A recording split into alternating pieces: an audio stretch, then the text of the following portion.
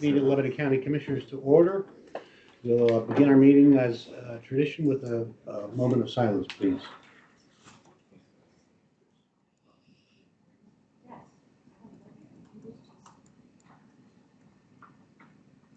Thank you.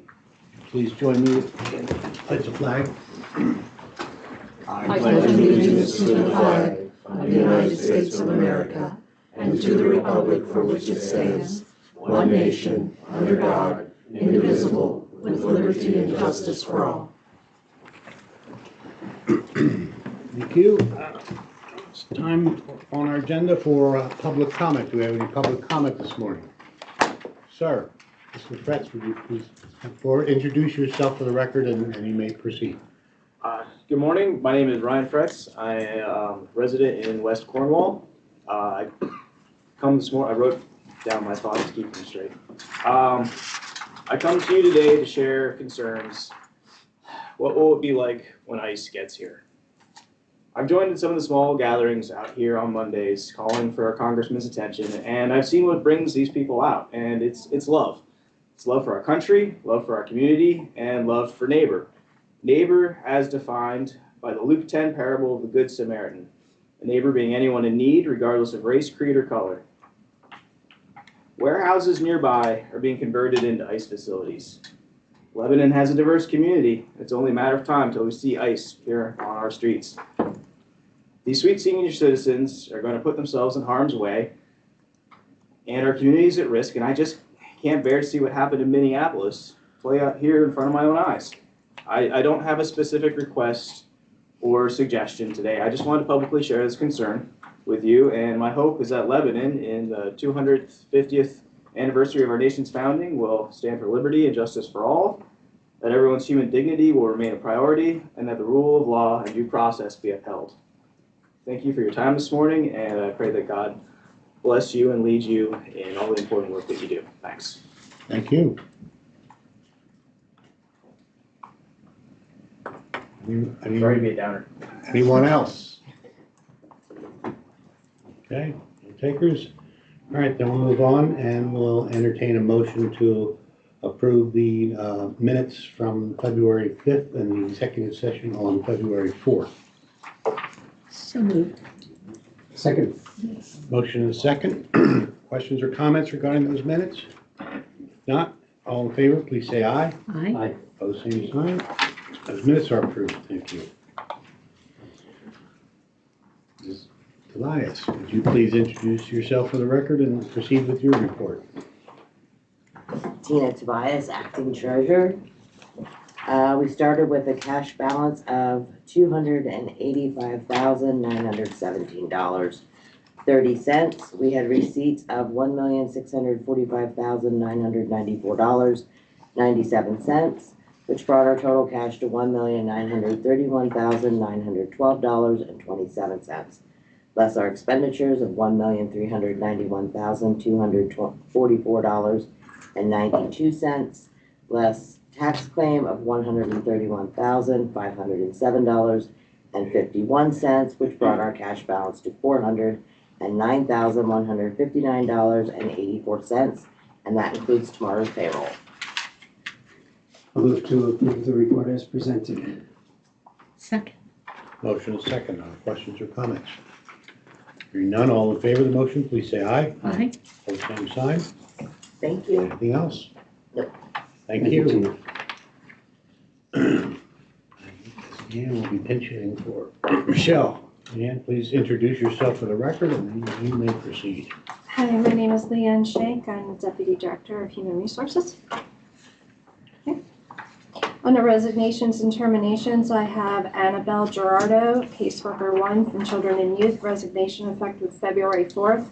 Bethany Fitch, caseworker 1 from Children and Youth, I rescind acceptance of employment February 6th. Joshua Battisti, caseworker 1, Children and Youth, rescind acceptance of employment effective February 13th. Bethany Pasco, caseworker 2, Children and Youth, resignation effective February 26th. Daniel Velez, full-time correctional officer at the jail, resignation on the last working day, which was February 5th.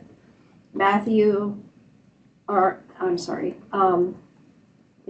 Matthew Bodian, full-time correctional officer at the jail, resignation effective February 24th, and Joshua Pluck, juvenile probation officer at probation services, resignation effective February 25th. Make a motion to approve the resignations and terminations as presented. I'll second the motion. Motion is second. Are questions or comments? Hearing none, all in favor, please say aye. Aye. Opposed, same sign. Approved. Moving on to changes of status, I have 3 motions. First one is to approve the Pathonetary Clerk of Courts, Barbara Smith's request to have up to 8 employees within the Pathonetary Clerk of Courts office work on Saturday, March 7th, 2026 for a passport acceptance day, with full-time employees paid overtime for the 4 hours they will be working in accordance with the non-union compensation policy and the union collective bargaining agreement. I also move. Second. Motion is second. Questions, comments? Hearing none, all in favor of the motion, please say aye. Aye. Opposed, same sign. That is approved. Next one is a motion to approve a memorandum of understanding between the County of Lebanon and the Treasurer or the Teamsters Local Union 429 Social Services that the holiday known as the Christmas Eve half-day shall be observed as a half-day paid holiday for all employees who are actively employed on such holiday and eligible to receive paid holidays, effective for the year of 2026 and ongoing unless otherwise negotiated or mutually agreed upon. Specific dates, details defining when this is an observed holiday are outlined in the memorandum. I'll make a motion to approve Christmas Eve half-day as a paid holiday for all employees as presented. Second. Motion is second. Questions, comments? None? All in favor, please say aye. Aye. Aye. And the last one, motion to approve a memorandum of understanding between the County of Lebanon and the Teamsters Local 429 Court-Related Non-Professionals Union that the holiday known as Christmas Eve half-day shall be observed as a half-day paid holiday for all employees who are actively employed on such holiday and eligible to receive the paid holiday, effective the year 2026 and ongoing unless otherwise negotiated or mutually agreed upon. Specific date details defining when this is an observed holiday are outlined in the memorandum. So Second. Motion is second. Questions, comments? Hearing none, all in favor, please say aye. Aye. Aye. Opposed, same sign. And that is approved. Merry Christmas. And then I have Megan Castle, promotion from Office Support 1 to Office Support 2, UPI in the assessment office at the rate of $16.46 an hour, effective March 2nd. Joshua Stout, change of status from casual part-time correctional officer to full-time correctional officer at the jail at the rate of $22.71 per hour, effective March 1st.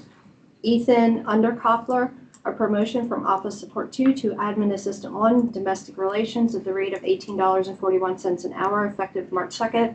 Sandra Horn, promotion from Admin Assistant 1 to Admin Assistant 2 in Domestic Relations at the rate of $19.40 per hour, effective March 2nd. Michaela Light, promotion from Office Support 2 to Admin Assistant 1 in Domestic Relations at the rate of $18.05 an hour, effective March 2nd. Make a motion to approve the changes of status, transfers, and promotions as presented. second. Motion is second. Questions, comments? None? All in favor of the motion, please say aye. Aye. Opposed, same sign. They're approved. Other transactions, Area Agency on Aging would like to hire Ahmed Elgamal as a part-time meal transporter at the rate of $13.25 an hour, effective March 2nd. Assessment Office would like to hire Ashlyn Shirk as an Office Support 1 at the rate of $15.31 an hour, effective March 2nd.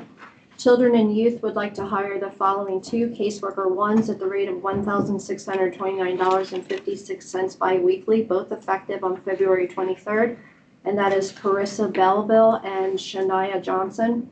And voter registration would like to hire Artemis Call as a deputy at the rate of $22.42 an hour, effective February 23rd. I'll move to approve those transactions. Second. Motion is second. Questions, comments? None? All in favor, please say aye. Aye. Opposed, same sign. Those transactions are approved. And then moving on to salary board, if there's no questions regarding the transactions presented, is there a motion to put these transactions onto salary board? So moved. Second. Motion is second. Questions, comments? None. All in favor, please say aye. Aye. At the same time. It's approved. Thank you. Thank you, Nan. Thanks. Mary.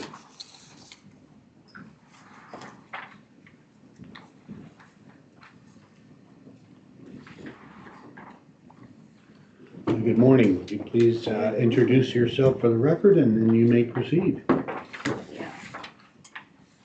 Good morning, Molly Leahy, Administrator for Lebanon County Mental Health, Intellectual Disabilities, Early Intervention Programs.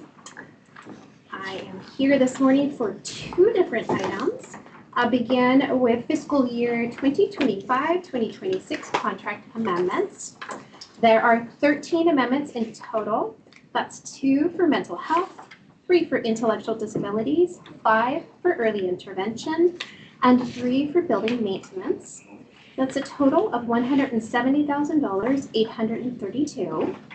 These services will be covered through our current allocations. Therefore, we are not requesting any additional county tax dollars to cover these expenditures. I'll make a motion to approve the waivers as presented. Second. Motion is second. Are there questions or comments? Hearing none. All in favor of the motion, please say aye. Aye. Aye. Opposed, same sign. That's approved. Thank you. The second item is our 2026 Office of Developmental Programs Operating Agreement for our administrative entity. So the administrative entity is our intellectual disabilities program staff. We are the administrative entity for the Office of Developmental Programs. This is for a 5-year operating agreement. I did provide the top 10 changes from the 2019 agreement versus this 2026 agreement. You will see that there are quite a few changes and additions. Very quickly, there were quite a few additions, a lot of additional duties and responsibilities that have been added to our ID staff with this operating agreement. We have been kind of reviewing all of those changes and additions since it came out. It did come out in January 2nd. Since that time, we've been reviewing all of that to determine how we can possibly cover all these additional duties and responsibilities. I will say that we will do our very best to cover all these additional duties and responsibilities. However, they are not adding any additional funding for additional staff in order to cover these. In all reality, we really should have one additional staff member just to cover all the additional responsibilities that have been layered into this operating agreement. That being said, again, we will do our very best to cover all of these responsibilities. All right, I can move to approve the operating agreement for 2026. And I'll second the motion. Motion is second. Any questions or comments? None. All in favor of the motion? Excuse me. Oh, I'm sorry. Holly, are the additional duties and responsibilities like clerical, or are they treatment oriented, or what? They're really just expanding the scope of the oversight and management of all the providers and service supports management that individuals receive. So it's expanding that beyond the management of the waivers and really having more of a hands-on with the providers, such as, monthly management, and we are responsible to ensure that they are recruiting and that they have enough residential providers. And so it's really, and then it's also adding a financial component to it, whereas now we've had to really pull in our fiscal staff as well for the oversight and management, because now, whereas before it was a slot based for individuals and the waivers that they were receiving, the services that they were receiving, and an allowance, if you will, per that waiver. Now it's moving toward, we have to manage, they're giving us a pot of monies. Now you decide, we want you to take those and serve more individuals. We think you could potentially serve more individuals with what you have. So now it's really drilling down where we could pull any kind of funds together to cobble together something for someone additional. So it's definitely not clerical in nature. It's very much high level management and oversight, both fiscally and programmatically. Thank you. Absolutely. Any additional questions or comments? Hearing none, all in favor of the motion, please say aye. Aye. Same sign, and that approval. Thank you so much. This does require your signatures, so I will look forward to those signatures. Thank you, Holly, Thank you so for much. managing all the another unfunded mandate. We do our best. Thank you very much. Thank you, Holly. Thank you.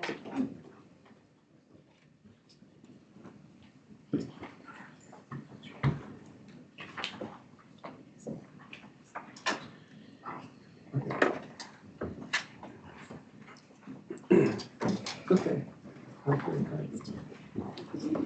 Julie, good morning. Please have a seat. Introduce yourself for the record and you may proceed. Okay, Julie Cheney, Lebanon County Planning Department. And I believe you were provided a letter from Cornwall Borough on an extension request for their Snitz Creek Phase 1 improvement project, which came out of the 2024 Marcellus Shale Grant Round. They had some holdup with DEP that obviously caused the project to be on hold until they got the DEP approval, which came today. So I think based off of their time frame, I think they will be able to stick to that time frame now that they actually have the The DEP. 12 months. Well, I think they're looking to actually complete, they're asking for 12 months. Yes. But it looks like they're gonna be able to complete their project by summer. Oh. Because they did, honestly, I just talked to Cody this morning and he goes, we just got our permit approval today. Wow. So they should be able to go forward with the bids and then the construction and hopefully keep on schedule for that end of summer timeframe. I'll gladly make a motion to support the Marcellus Shale Grant extension request from Cornwall Borough, just in case. Second. Motion and second. Questions or comments? None. All in favor of the motion, please say aye. Aye. Aye. For the same sign. You have that approval. All right, May I thank you just very much. ask a- Yes. The new applicants for Marcellus Shale, do you have a schedule yet? No, I think I'm waiting for the sheets back. Yeah, 1 or 2 sheets. Oh, back. okay. So, yeah.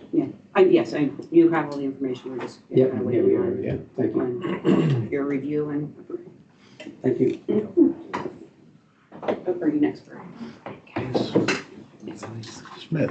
Good morning, Barb. Could you please introduce yourself for the record and proceed with your request? Good morning, Barbara Smith, the Monetary, and I'm here to ask for your approval to have the building open on March 7th from 8 until 12, and this would be for another passport acceptance day.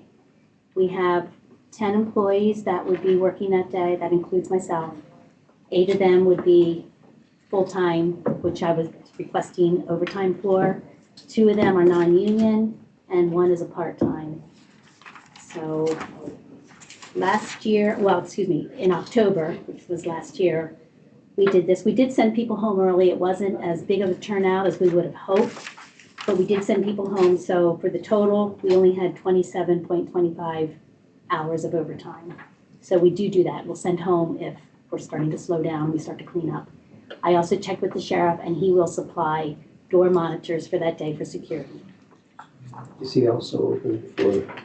I believe he is. Yes, he said he would supply door monitors, and I'm assuming that he wants to be open as well. When we do our flyers, we typically have that on here, that they will be open to process applications for firearms. So Good to I'm know. sure that's his intent.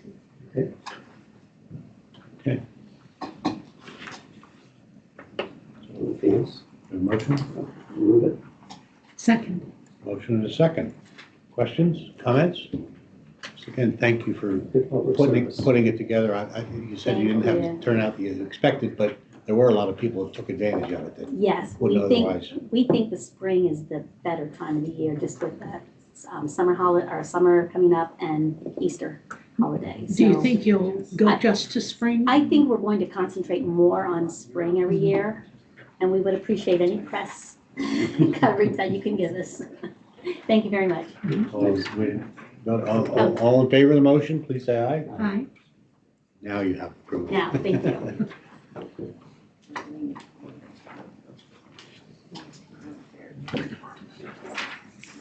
Mr. Fitz. Morning, good Commissioners. morning. Hello, Thank you very John. much for the opportunity to You stop in and bet. see you. Please introduce yourself for the record and then proceed with. John Fitzke with the Lebanon County Planning Department. I'm the Senior Transportation Planner for the department. And this morning, I'm here to present to you a letter of financial support for the LVRT Phase 6D project. We have a For the sake of everyone here, LBRT. Lebanon Valley Rails. Thank you, Commissioner. The section that this grant is referring to is 6D, which is the portion that goes from US 422 through the Lebanon Valley Mall property. So that will get us over to Phase 7, which obviously runs out through the Lebanon Rails Business Park. So this will actually help us to close one of the real critical links, and as you guys are all aware of, we're working really hard with the 6C project that will take it up 22nd Street and do that partial road realignment, bridge replacement. We submitted an application in November of last year. The total amount for construction was $711,388. And what we're asking for today is a request from DCD as part of our application, which is in review, as a letter of financial support for the $90,000 of ARPA funds to support this project.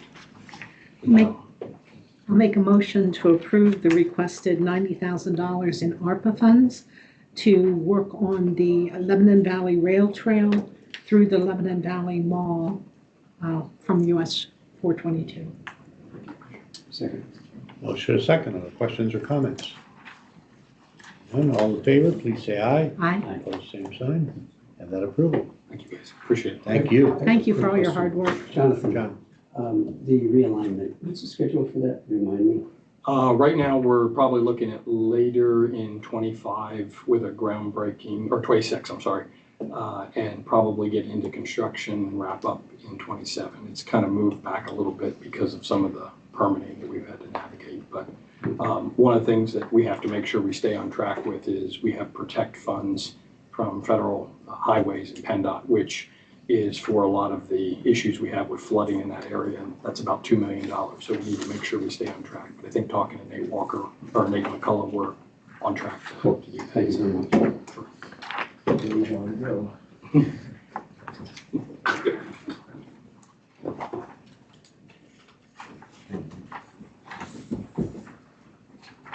Good morning. I'm Jay Green, treasurer with Coleman Memorial Park.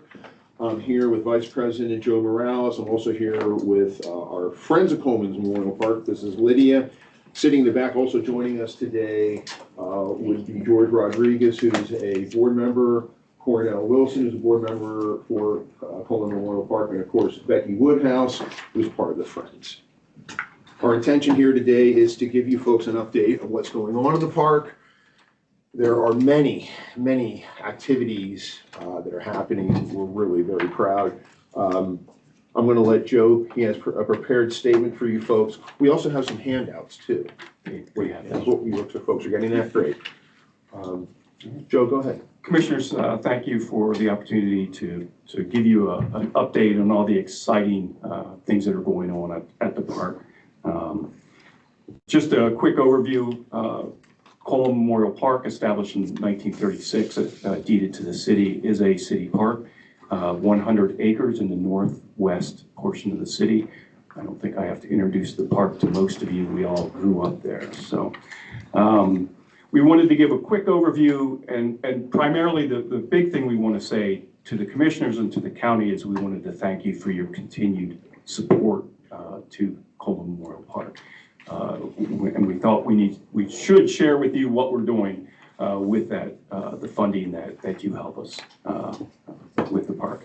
So I'm going to go through building and grounds. Last year was a big year for us, and we dedicated the new pickleball court.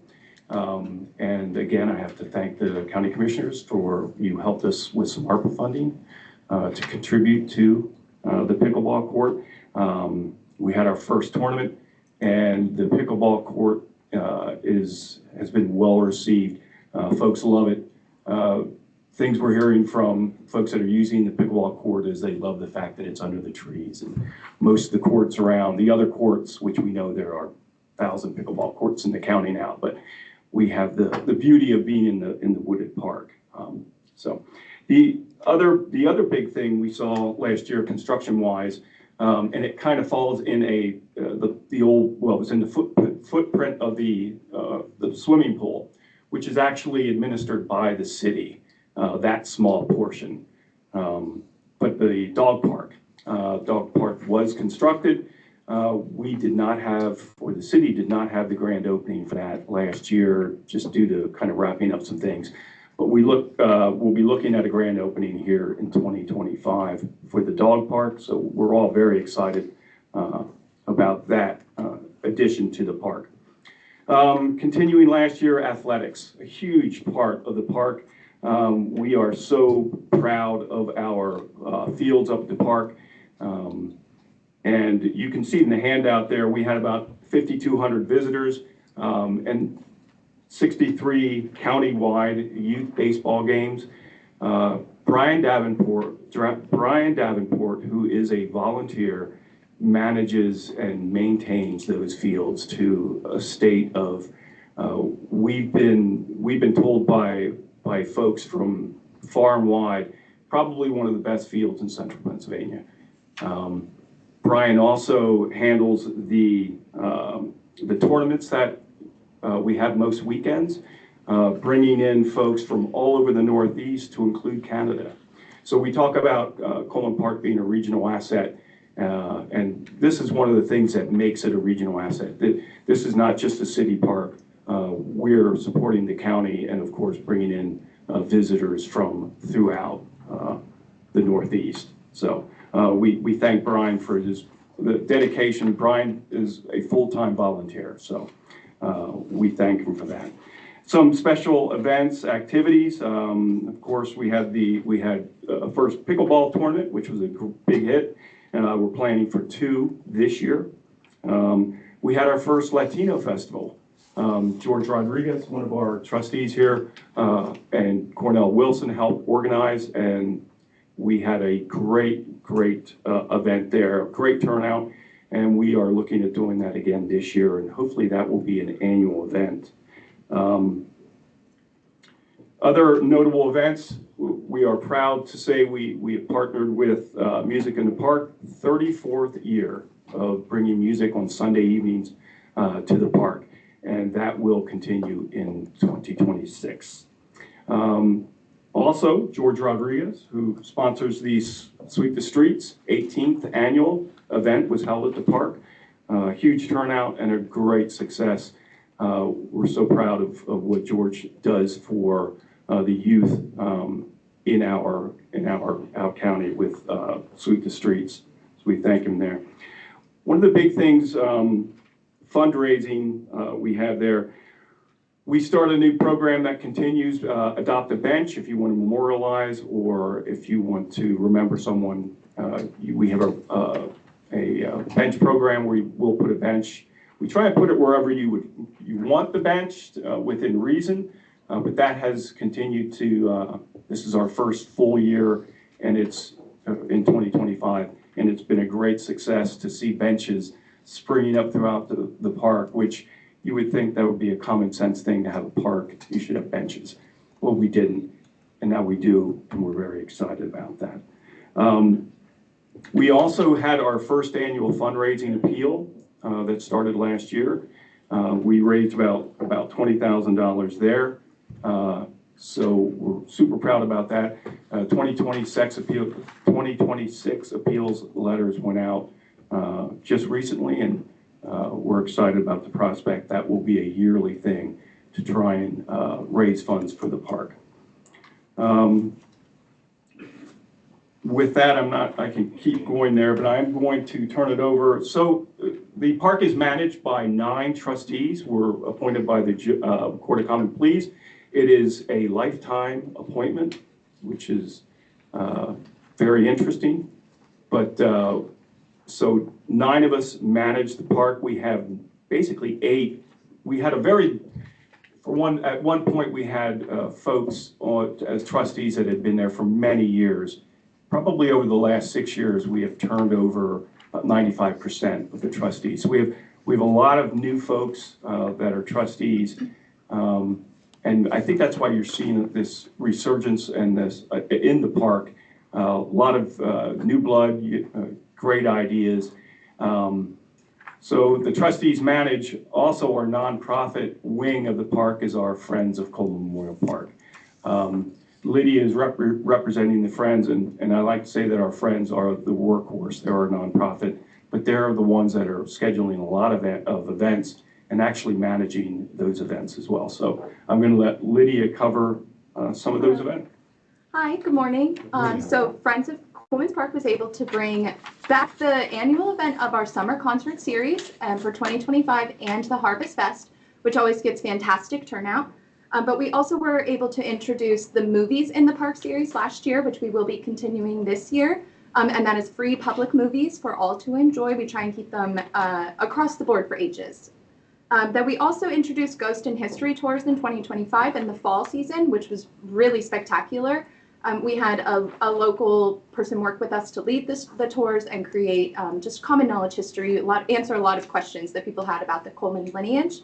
As far as the park grounds and ecology, we really have stepped up in the educational efforts. Our park is gorgeous, and it really houses a lot of rare species of things, historic species of things, and then native things. So we're trying to really make a spotlight on that, what the actual ecology of the park can offer for Lebanon and its wildlife that moves through it.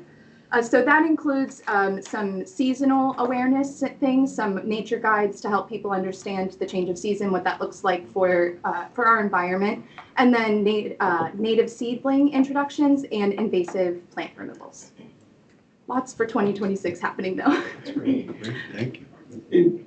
I'll add to that, looking ahead, I know I'm looking at the clock here, but this year, Latino Festival, we're looking at a reggae festival.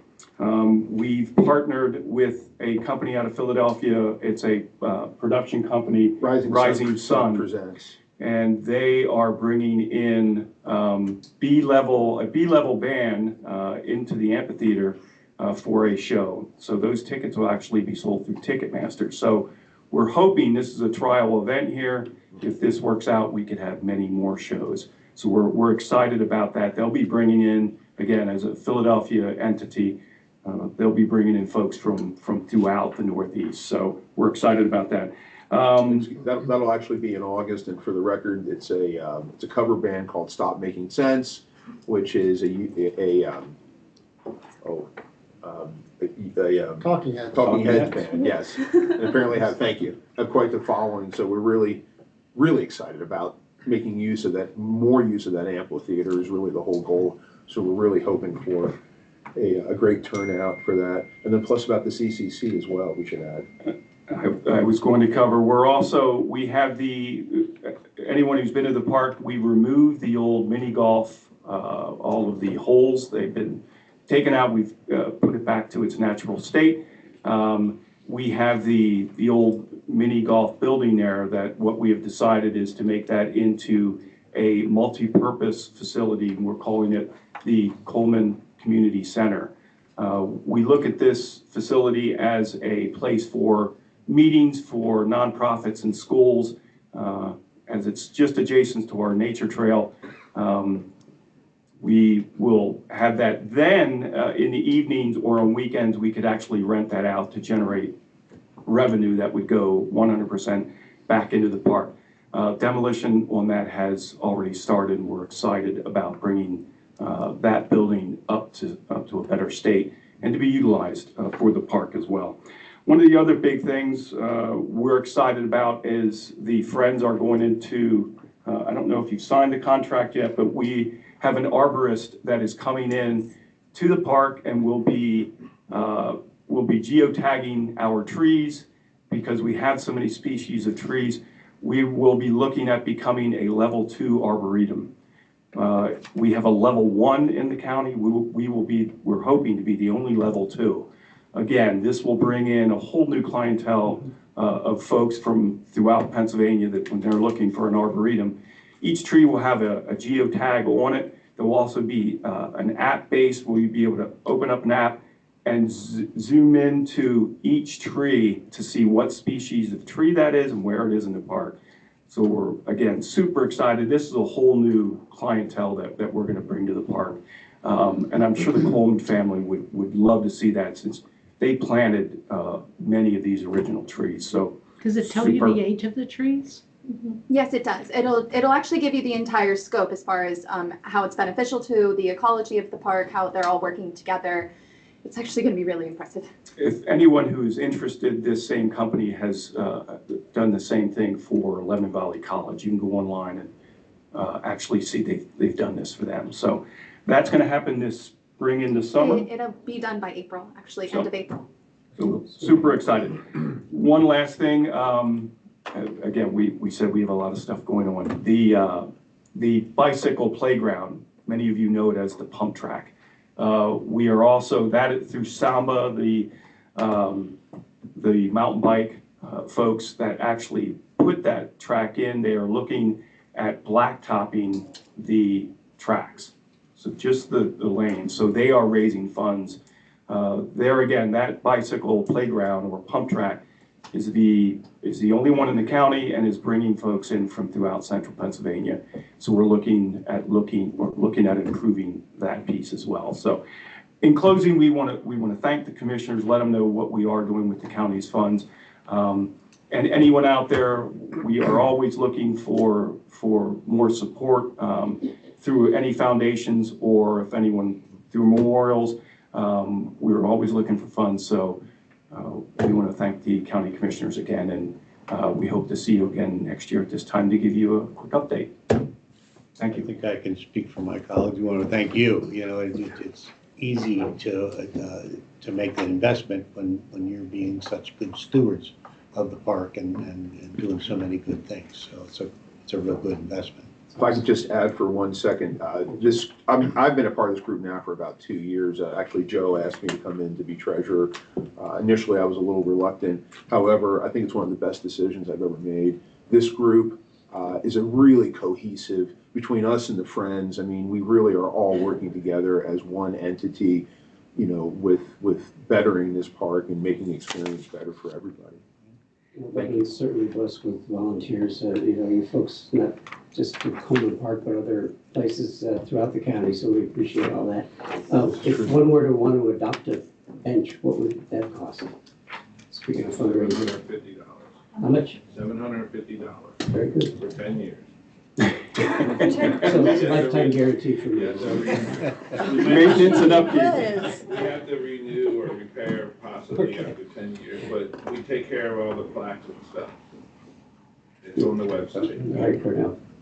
When was this printed? Just this morning. Well, I just point out for your information, Jay says he's the treasurer. Here it says Becky Woodhouse. Well, for the trustees. Jay is the treasurer for the trustees. Becky Woodhouse is our Friends of Coleman Memorial Park treasurer. Two treasurers. We are two different entities managing the park. Our nonprofit entity is the Friends. Okay, it was a little confusing to me. It doesn't specify which board. It just says board members. So I put the top, but I just point that out that maybe a little clarification would be in order. Thank you. For somebody like me that reads it wrong. I think the left side page is Board of Trustees, the right side page is It's Friends, correct. Yeah, if you look at the top of the heading there. Anything I don't else? see any names there though. We'll absolutely add that in for next year. We'll do better next year. So the track you're talking about paving, that's the one in the woods? You're saying the bike group is wants to So pave? the bicycle playground is directly adjacent and beside the dog park. That's those jumps and hills, and we also have a multi-purpose trail that goes around the exterior of the park as well. So, but the paving is for inside the bicycle playground. Bicycle playground. Yes. But the trail, that's the bike rail trail that Leadtown reported out on last year, that's not finished paving over toward 22nd Street. Are there plans to Yes. finish So paving the connector trail is what you're talking about. That was completed. That is out to 22nd Street. It's That is finished. paved? That is Yeah, paved. okay. Well, half of it is paved, the other half is crushed stone out to 22nd. But is that We part didn't have of enough the time. crushed stone, is that ever gonna, is there plans to actually pave the balance? We don't, you don't need to. It's like the rail trail. It's the same surface as the rail trail. Yeah. It's paved where it goes up the big hill. If we had more money, we would have paved it. Sure, and I So, think we talked last yeah, year, and I yeah. was curious as whether or not, I mean, but it is open, it's complete. yeah. And now we're just looking at connecting the two there on Union Canal, Union Canal Drive. So over to Union Canal Tunnel Park. So has there been any movement on that? Because I know it was between West Cornwall and North Lebanon Township and. There, I recently spoke to the mayor, Mayor Capello, about, because we had been talking to North Lebanon about that. But I know West Lebanon, Union Canal Drive, one side is West Lebanon, one side is North Lebanon. We think North Lebanon is interested, and that would make most sense, so we don't have to go, when we cross 22nd Street, we don't have to go across at a diagonal. It's an municipality. Yes. Yeah. Ken, thank you all. Thank A you. pleasure. Thank you. Thank you very much.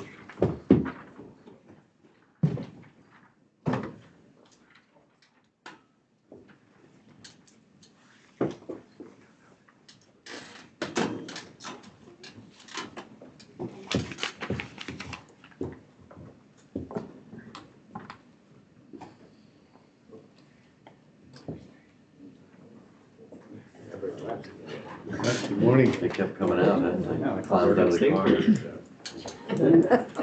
Did you bring donuts? By the time you guys get in there. I wish I would have done that. This is boring. We Sorry, it's too late. have reports, books.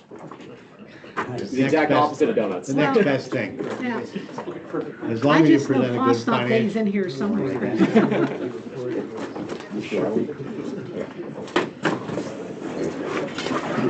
Thank you. Good morning, sir. As long as you present a good financial report, that's better than donuts any day. Thank you. There's nothing wrong with both. Right? Yeah, both is a good option. Good morning, thank you. I couldn't eat one anyway, I gave that up for lunch. Did you? Don't want to bring in the temptation.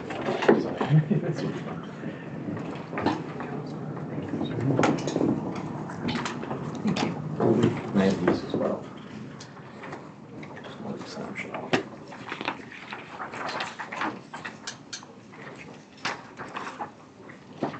All right, gentlemen, who's going to lead off, but introduce yourselves for the record, and then you may proceed. Thank you very much. Thanks for allowing us to come in again this quarter. My name is Brett Holland. I'm with Stifel Financial. My business partner, Mike Battistelli, with Stifel Financial as well. And today, we have our guests today are from CS McKee. CS McKee manages a little over 30% of the assets for the pension, so they play a very key role in managing the assets. We have Zach Bignap. I was practicing this. Danielle, I'm sorry. I actually asked Google this morning. So, but he's the director of distribution. I apologize, Zach. Zach's been with us before. And then Graham Harkins, he's the senior portfolio manager on the equity side of CS McKee. And this is his first visit here, I believe. So we're happy to have both of them. Welcome. Welcome. Thank you. So we're going to start off with our report that we normally start off with, and we'd ask you to go to page 4, the one that Mike handed out there. And similar layout to last time. Again, this is ending for the period of 12/31. So this is the fourth quarter of last year. So beginning October 1st, going through December 31st. And on page 4, on the top left-hand side, if you see up there, the performance numbers, the current period is again for the fourth quarter. So the beginning of the fourth quarter started off at $144,362,526. And then the cash flow is the withdrawals for the retirees of $2,708,622. And then we had a total return, excuse me, during that period of 541,785. So at the end of 12/31, the pension was $142,195,688. So we had a return of about 0.38% in the fourth quarter.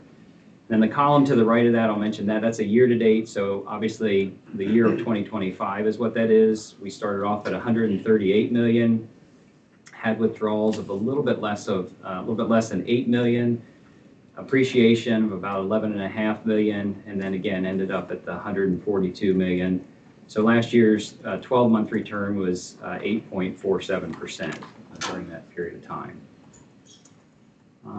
Any questions with that at all? Keep up the good work. Thank you. Kind of moving to the bottom right-hand corner is just the allocation. This hasn't changed a lot since last quarter. Mike and I kind of keep an eye on this, and based on withdrawals and things like that is kind of how we've been managing this for the most part, but it's just showing cash equivalents of about 1%, excuse me, equity or the stock portion of about 67%, fixed income of 27%, and the alternative investments, which is primarily the REIT, the real estate investment trust, of about 5% in there. And then over to the left, I'll just point that out real quick there, the top 10 pieces, if you will, of the pension. That first piece is, again, C.S. McKee. That's the fixed income piece of about 32 million. And then the fifth slot down there is the value equity or the stock piece of it of about 11 million, which again, Graham's going to talk a little bit more about here in a few minutes.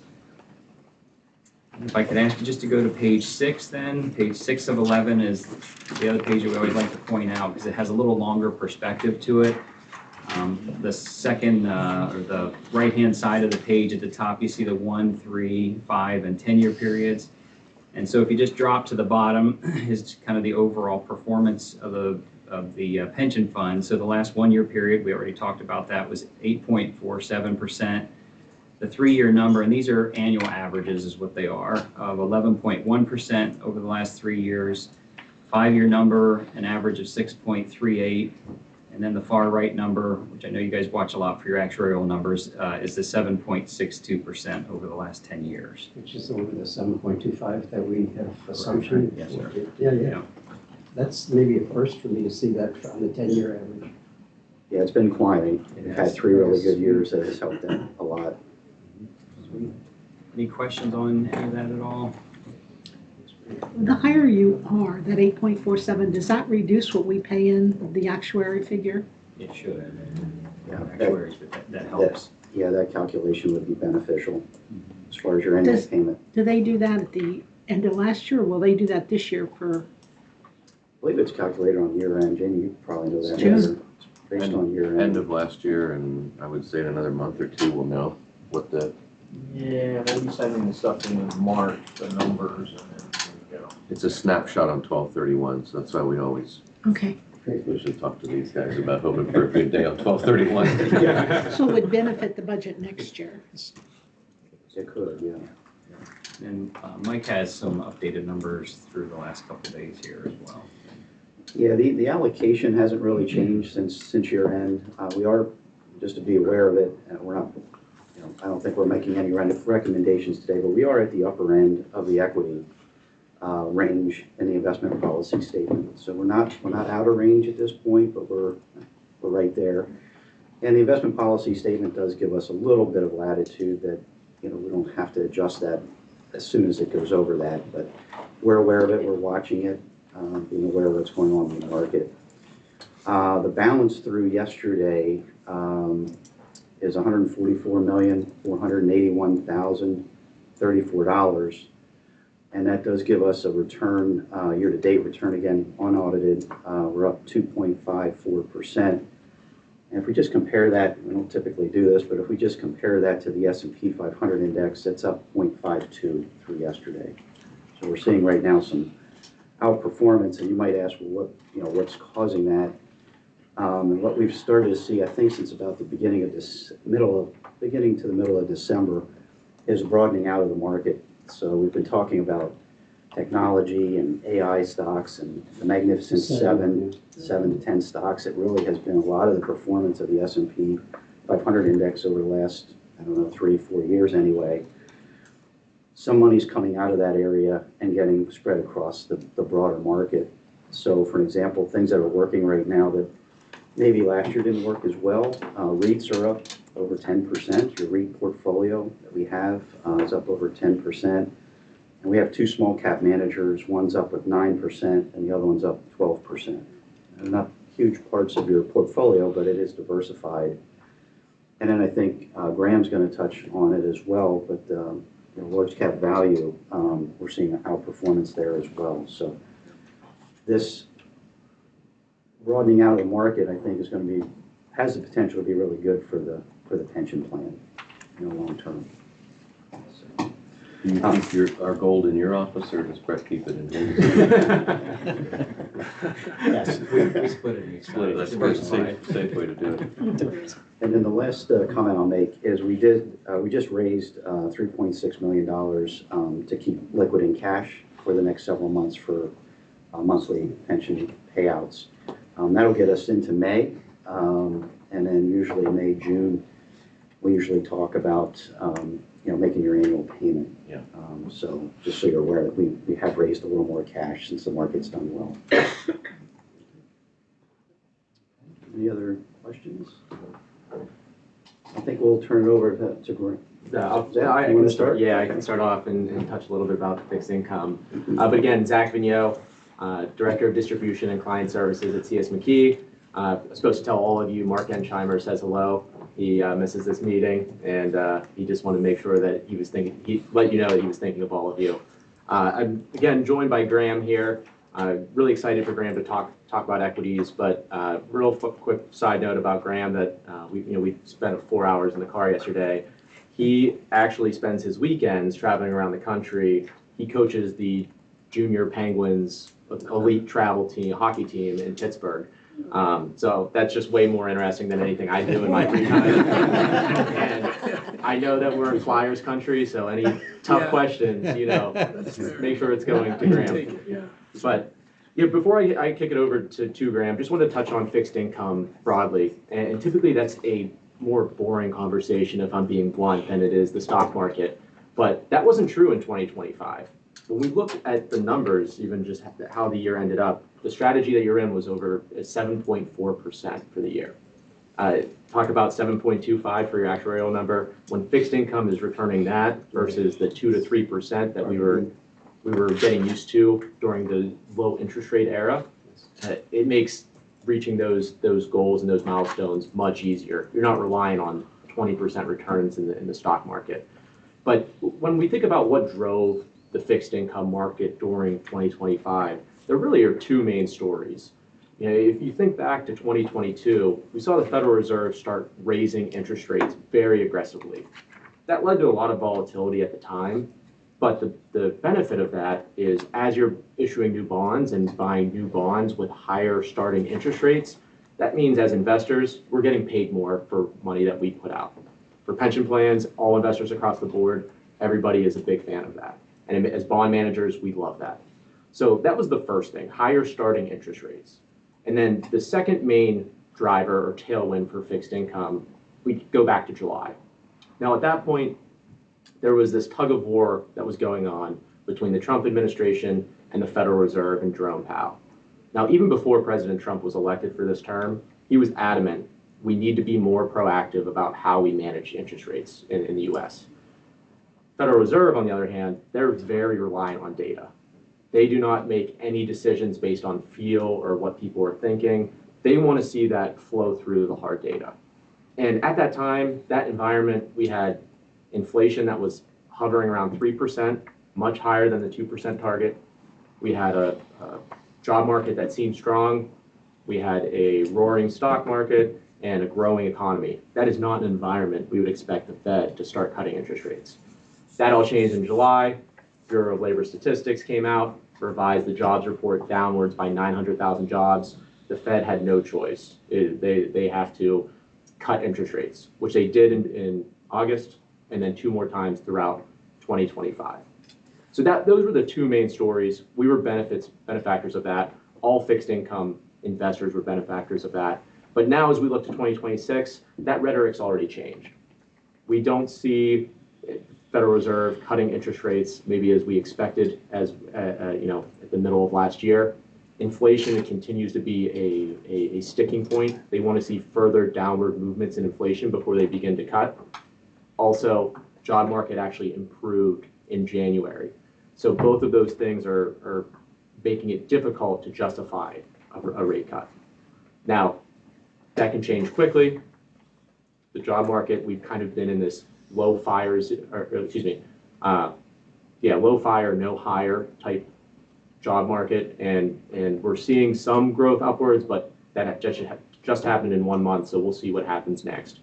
From our perspective and how we're invested on the fixed income side, we think this is CS McKee weather.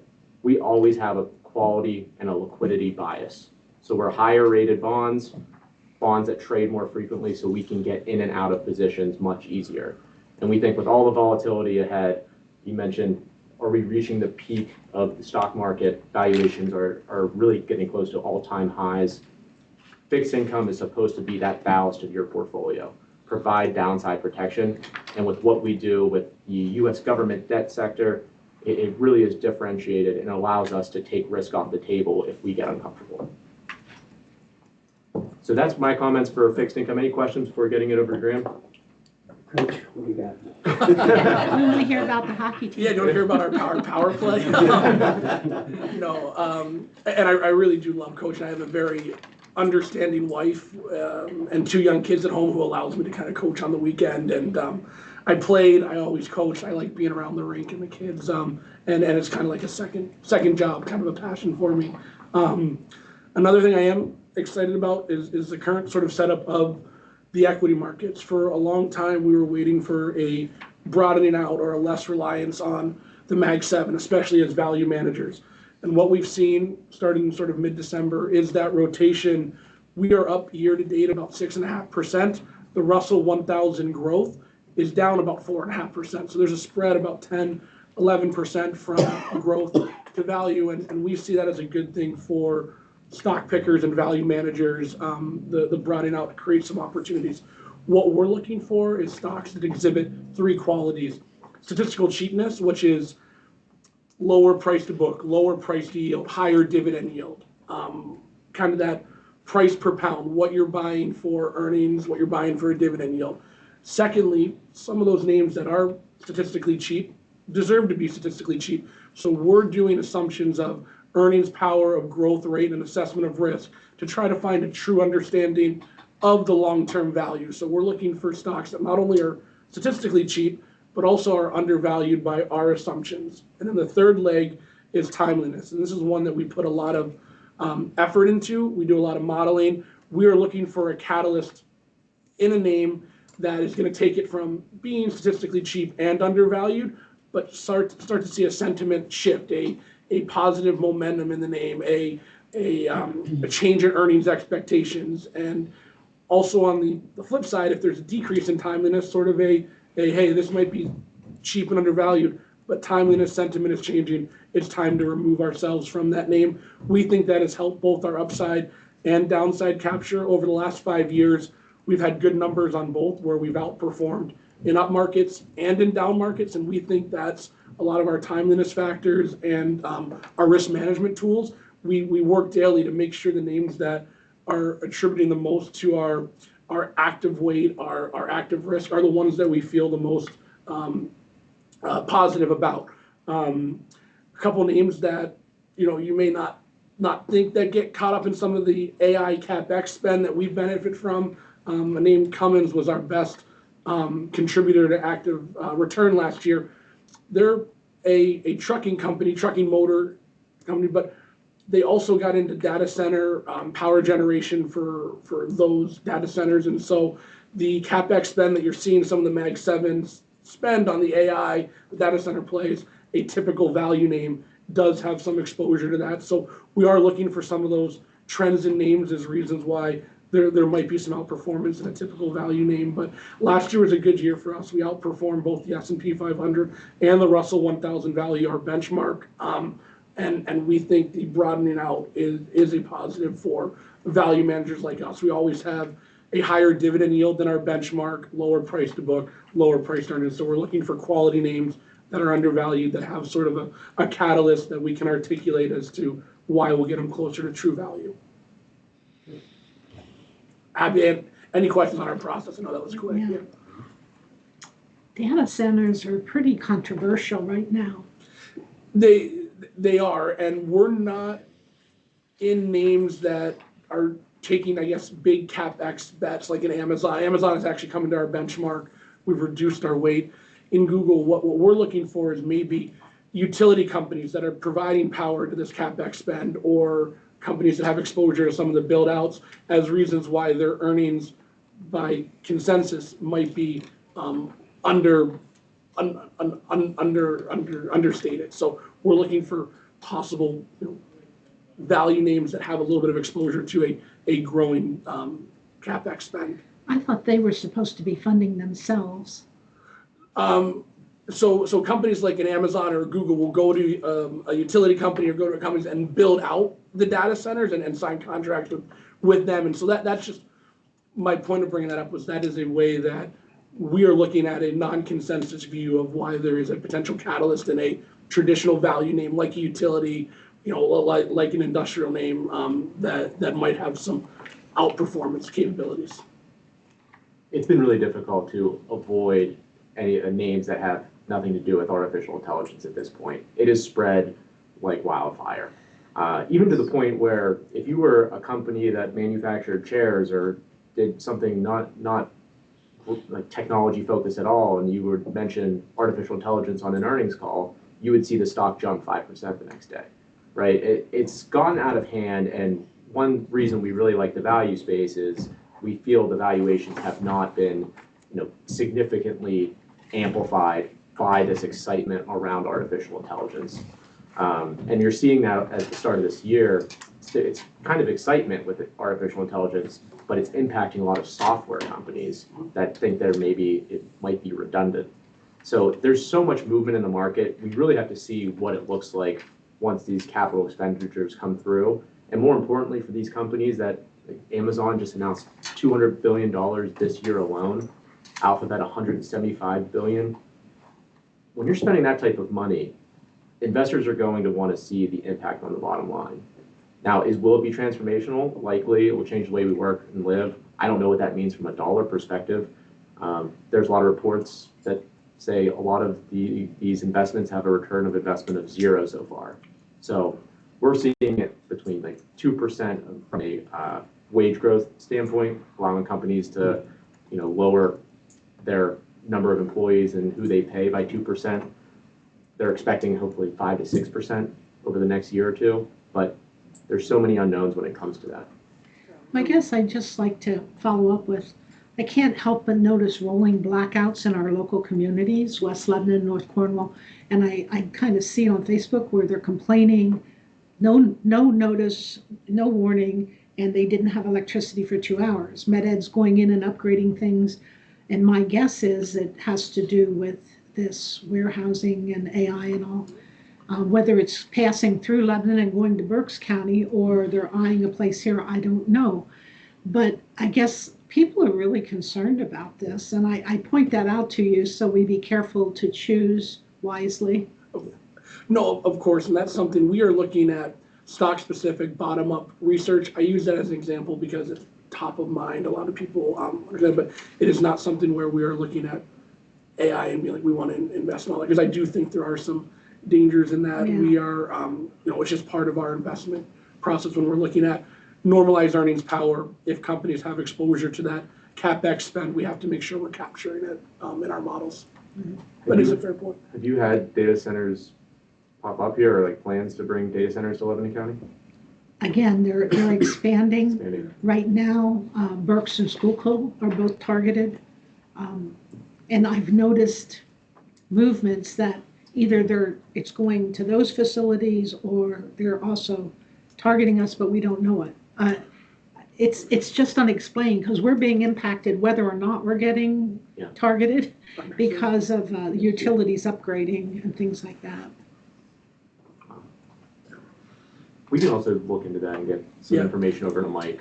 Okay. You know, our outlook on All right. that specifically within the state of Pennsylvania. It would be very helpful. I think a lot of people are concerned, and I think rightly so. The amount of energy that artificial intelligence is taking up is, I know, it's almost laughable. not. They're asking you to not say thank you or please to your AI chat GPT because it's costing them so much money and energy just When they have from to people respond being to you. polite. Yeah.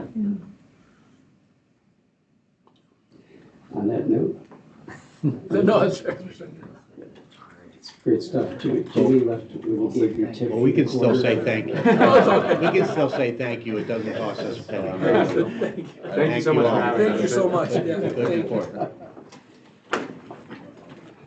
Would you like to leave a couple extra of these? Anybody? Sure, thank you. Yep. Thank you very much. Good luck. Thank you very much. Good luck with the team. Thank you very much. I appreciate that. I'll leave this. That'll be fine, thank you. Great seeing you all. Thank you.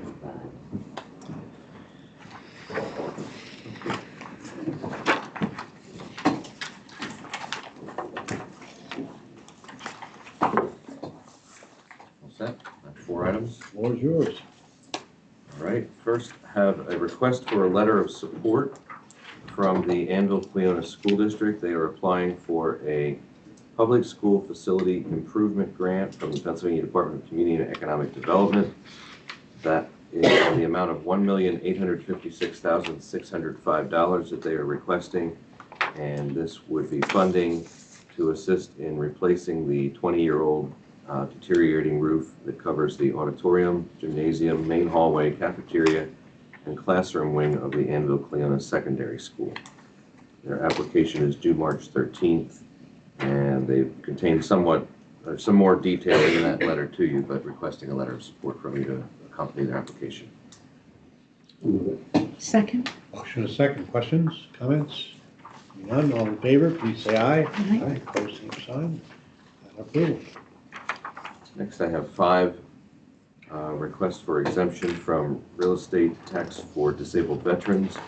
Meeting the requirements of the program, they are Erickson Barrientos, Marla Lawler, of Lancaster Street, Anvil, Marla Lawler of Arbor Drive, Myerstown, Jesse Wentling of Palmer Street, Lebanon, Ryan Gingrich of Bird Coleman Road, Lebanon, and Kathy Crane of Jonestown Road, Jonestown. I'll make a motion to approve the 5 disabled veterans for real estate tax exemption. Second the motion. Motion is second. Questions, comments? None, all in favor, please say aye. Aye. Opposed, same sign. That approval. Next, I have an application for hotel tax grant funds. This is number 8 of the year. This is from the Friends of the Coleman Memorial Park for the summer concert series, which they alluded to when they were here earlier. This is a summer concert series, attracts visitors from across Lebanon County and the surrounding region. They noted some of the entertainment they're going to have, featuring a singer from Key West, Florida, which they expect to increase attendance beyond our community. They believe that their marketing, they want to increase their marketing and advertising and make a primary focus of that to allow their regional outreach even further and to help reach out-of-town audiences who are more likely to stay overnight and explore local attractions. They're requesting $5,000 of an $8,500 total project cost. Also move. I think it's a good investment. I'll second it. I'm concerned though because it's more than 50% of their budget. Motion is second. Do we have comments or? They're required to do 25% match. I thought it was 50%. Okay, thank you. Additional questions or comments regarding the motion? Not all in favor of the motion, please say All aye. right, 5 and 5, oh wait, 25. Okay, you're right. In favor? Aye. Took me a while to get there, but Opposed, I same got there. sign. You have that approval. And lastly, I have appointments to the South Central Workforce Development Board, SCPA Works. Requesting your approval on these appointments. They are for Amy Leonardon, or Leonardon, I'm not sure actually. She's the HR Director at Bayer, and she is within the Lebanon Lancaster County region, and would like to serve on the Board of Directors which would run from May 1st, 2026 to April 30th of 2029, replacing current member who is terming off, Franklin Fossey. Also Jennifer Bayer.